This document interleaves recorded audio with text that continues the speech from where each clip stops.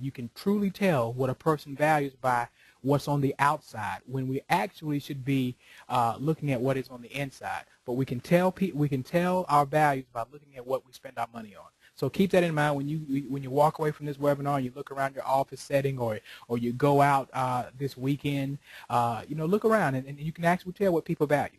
And don't misplace a person's value because they're not dressed or a certain way, or that they're driving or not driving the car that you would like to drive. So that's the point that we want to make about our value systems here. And as we proceed through this, we're going to now get into a transition into the real measure of wealth. And with that, John is going to share some information. Thanks, Shane. And I wanted to piggyback one point onto the values that you talked about.